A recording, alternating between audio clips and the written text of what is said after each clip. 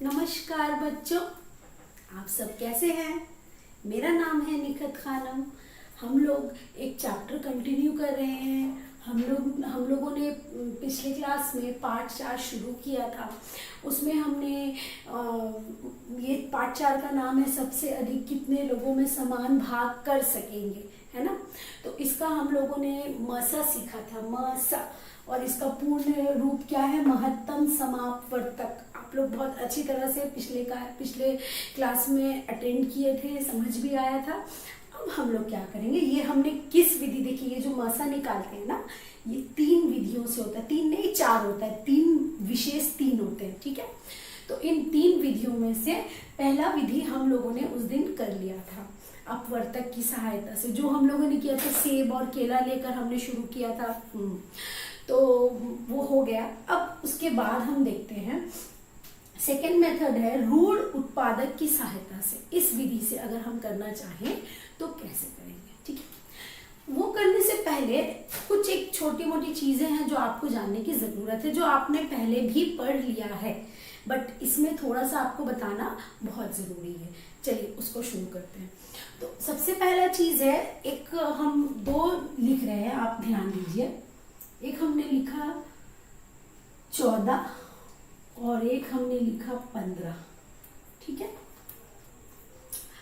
14 के अपवर्तक क्या क्या है,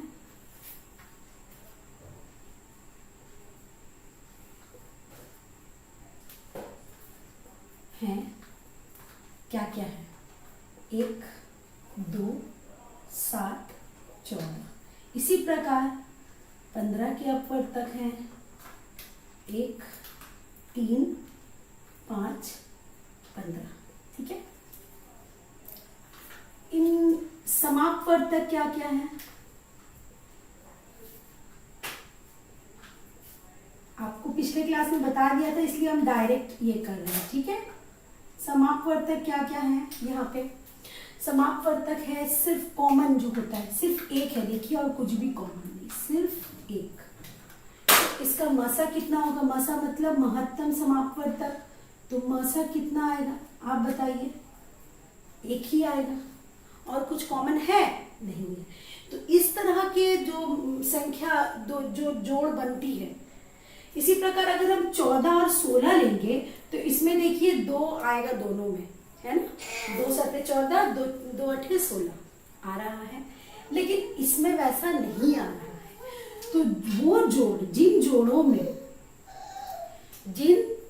में मसा 1 आए, जिन जोड़ संख्याओं में, 2 संख्याओं में अगर मसा 1 आए, तो हम कहेंगे ये दोनों एक दूसरे से सह अभिवाज्य है, ठीक है। तो 14 और 15, 14 एवं 15 आपस में सह अविभाज्य है, ठीक है। ये एक बहुत ही नया टॉपिक जो इसी में इंक्लूडेड है, आपने वो चीज समझ लिया कि जब भी 2 संख्याओं का, किन्हीं 2 संख्याओं का मसा अगर 1 आए तो वो दोनों एक दूसरे के सह अविभाज्य होते हैं। मतलब 14 15 का सह अविभाज्य है और 15 14 का। यहां तक समझ में आया। अब हम लोग ये जो दूसरा मेथड है रूढ़ उत्पादक की सहायता से, इसको शुरू करने से पहले आपको एक कॉन्सेप्ट जानने की जरूरत है, जो आप ही के पाठ में दिया हुआ है। हम वो पाठ भी आपको अभी बता देंगे, ठीक है। उस पेज नंबर बता देंगे, वहां पे पाइएगा, ओके। तो मैंने आपको बताया था कि हम लोग अब रूढ़ उत्पादक संख्या की सहायता, रूढ़ उत्पादकों की सहायता से मसा निकालेंगे, ठीक है। वो करने से पहले हम जान तो लें कि रूढ़ संख्या है ही क्या। कुछ बच्चों को याद होगा क्योंकि आपने पिछले पार्ट में ये किया है ना। पिछले ही पार्ट में, इससे पहले वाला जो पार्ट था, पेज नंबर 21 या 22 आप देखिए, वहां पे आपको मिल जाएगा ये। ठीक है, एक पेड़ बना हुआ है वहां पे, आप खोजिएगा जितना उतना पढ़िएगा, है ना। तो रूढ़ संख्या होता क्या, चलिए हम लोग जल्दी से रिवाइज कर ले, क्योंकि यहाँ पे हम लोगों को वही लगेगा। ठीक है, वहां पे आपने पढ़ा था रूढ़ और यौगिक संख्याएं। रूढ़ संख्या क्या होती है, जिन संख्या के उत्पादक केवल एक या स्वयं हो उसे रूढ़ संख्या कहते हैं। आसान भाषा में, जिन नंबरों के, जिन संख्याओं के उत्पादक सिर्फ और सिर्फ एक हो या खुद हो, स्वयं हो, उसके अलावा और कोई उत्पादक न हो, उन संख्याओं को हम कहते हैं रूढ़ संख्या।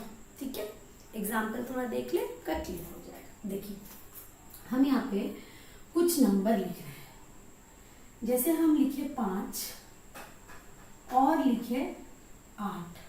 ठीक है, 5 के उत्पादक क्या क्या है, 1 से जा रहा है 5, और किससे जा रहा है, 5 से खुद जा रहा है। ठीक है, पर आप 8 पर आइए तो आपको दिखने मिलेगा ये 1 से भी जा रहा है, वो जो उत्पादक निकालने का सीखे थे अपवर्तक निकालने का, वही 2 से भी जा रहा है, 2 चौके 8, 4 से भी जा रहा है, 4 दूनी 8, 8 से भी जा रहा है, 8 एकड़ 8, है ना।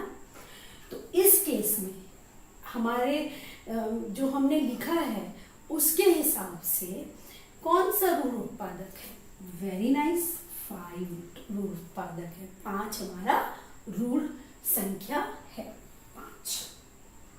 ठीक है, अगर हम 2 ले तो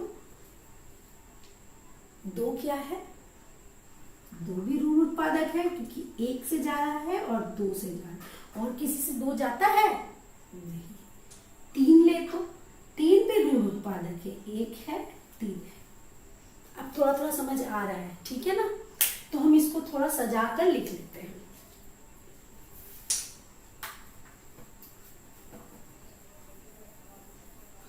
तो जिन संख्या के उत्पादक केवल एक या स्वयं हो, खुद हो, उसे रूढ़ संख्या कहते हैं। जैसे कि 2, 3, 5, 7, 9 होगा, 9 नहीं होगा क्योंकि 3 से भी वो जा रहा है।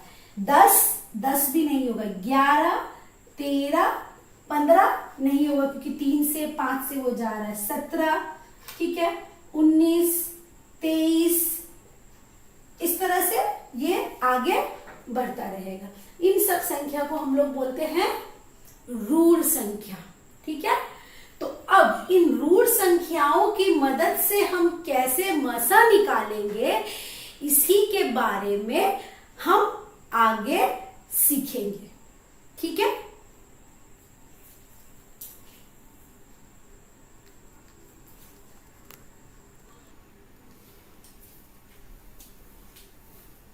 तो बच्चों हमने क्या सीखा अभी तक, सह अविभाज्य किसे कहते हैं और रूढ़ संख्या किसे कहते हैं। ठीक है, तो ये 2 टॉपिक में से रूढ़ संख्या आपको जानना बहुत जरूरी है, ताकि आप ये जो सेकेंड टॉपिक है रूढ़ उत्पादक की सहायता से मसा निकालना सीख सके। ठीक है, तो थोड़ा सा अभ्यास इस पर कर लेते हैं हम लोग। अगर अभ्यास कर लेंगे तो आगे सीखने में हमें बहुत आसानी होगी। ठीक है, तो ये आपका मैंने गृह कार्य सेट किया है आज के लिए।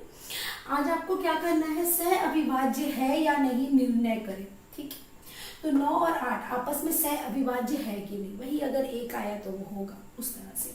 7 और 13, 15, 25 आपको इसी तरह से ये पहले मेथड के हेल्प से निकाल के आपको बताना है कि इनमें से कौन सा सह अविभाज्य है और कौन सा नहीं है। ठीक है, उसके बाद आ जाइए, नीचे क्वेश्चन है रूढ़ संख्या है या नहीं, ये आपको बताना है। वो भी हमने सिखा दिया, अभी अभी हमने डेफिनेशन भी सीखा है कि किसी भी संख्या में अगर उत्पादक सिर्फ एक हो या स्वयं हो तो उसको हम लोग बोलते हैं रूढ़ संख्या, है ना, सिर्फ वही हो। तो इन सब में से आपको चेक करना है इनके क्या क्या उत्पादक है। अगर एक या स्वयं होगा और कोई भी नहीं होगा तो आप कहिएगा हाँ ये रूढ़ उत्पादक है, और जहाँ पे होगा वहां पे बोलिएगा आप नहीं है ये। ठीक है, ये अभ्यास जरूर से जरूर करिए। आप, क्योंकि जब ये करिएगा ना तो यकीन मानिए जब हम सेकेंड टॉपिक शुरू करेंगे, दूसरा मेथड जो सीखेंगे दूसरी विधि से, आपको बहुत आसानी होगा। ठीक है, तो अभी के लिए इतना ही आपके लिए है, आप इसको कंप्लीट कीजिए। मिलते हैं नेक्स्ट वीडियो में जिसमें हम यह मेथड अच्छे तरह से सीखेंगे। नमस्कार।